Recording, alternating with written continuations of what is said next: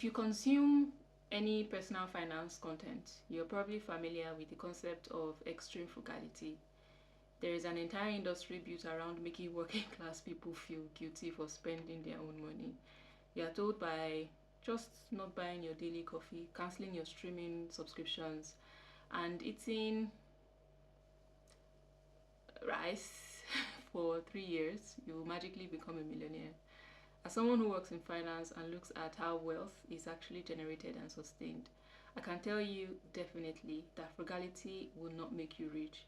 It might help you, it might keep you from going bankrupt, yes, but it would never build a financial empire. We're going to look at the mathematical limits of saving, the psychological trap of a scarcity mindset, and what you should actually be focusing on in the current economic climate to build real net worth. Let's start with a case study to demonstrate the mathematical flaw of extreme frugality. Let's meet two colleagues, Nike and Lola. They both make 50,000 euros netto a year. Nike believes in the frugality myth.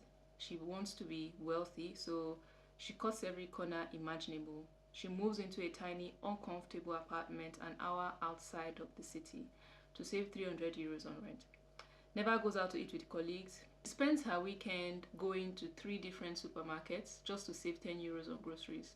She manages to save an impressive 20% of her income, 10,000 euros a year. Lola takes a different approach. She understands the income versus expense equation. She knows that expenses have a floor.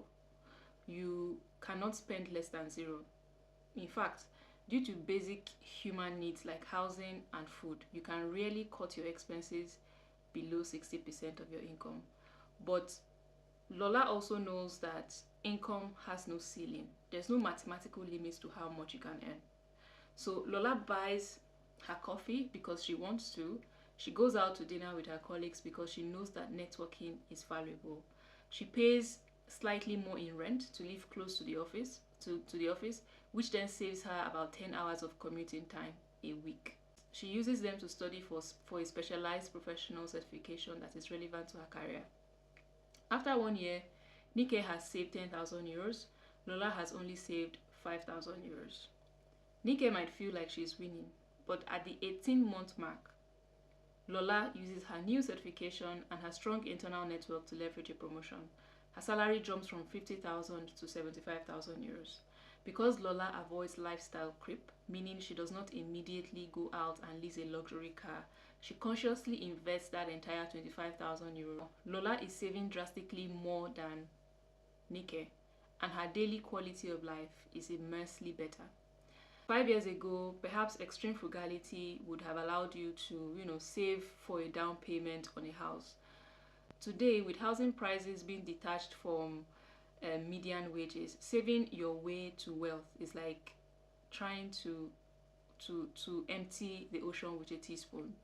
When rent, energy bills, and basic groceries are inflating, but at 5 to 10% a year, clipping a €2 coupon does not really move the needle. This brings us to the psychological danger of frugality. When you obsess over every single penny, you develop a scarcity mindset.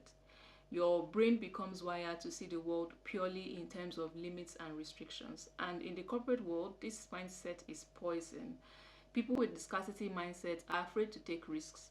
Wealthy people operate with an abundance mindset.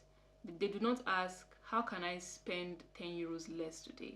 They're asking, how can I make 100 euros more tomorrow? This does not mean that I'm advocating for reckless spending. that is not my intention. But this is where we are going to introduce the Barbell Strategy, which means that you are ruthlessly frugal on things that do not bring you joy and provide a return on investment so that you can spend lavishly on the things that do bring you joy and provide a return on investment. If you do not care about cars, right, you are not supposed to buy a brand new BMW just because you got a promotion. Drive a reliable used car, be intensely frugal there. But if going to a nice gym improves your mental health, or if buying a thousand euro laptop allows you to work faster and learn new skills, then spend the money without hesitation. The wealthy do not get rich by skipping lattes. They get rich by acquiring assets, whether it's in real estate, a portfolio of ETFs, or investing in their own human capital to drive up their market value. Your focus in your 20s and 30s should be, this is just a rough estimate, should be like 80% on increasing your earning power and 20% on optimizing your expenses. You should stop trying to shrink your life to fit your salary and start expanding your salary to fit your life. If this resonated with you, let me know in the comment section below. And let me know in the comments what ways you've been frugal with your personal finance, and if you've unconsciously been adopting the barbell strategy without even realizing it. I'll see you in the next video. Thank you so much for watching. Cheers.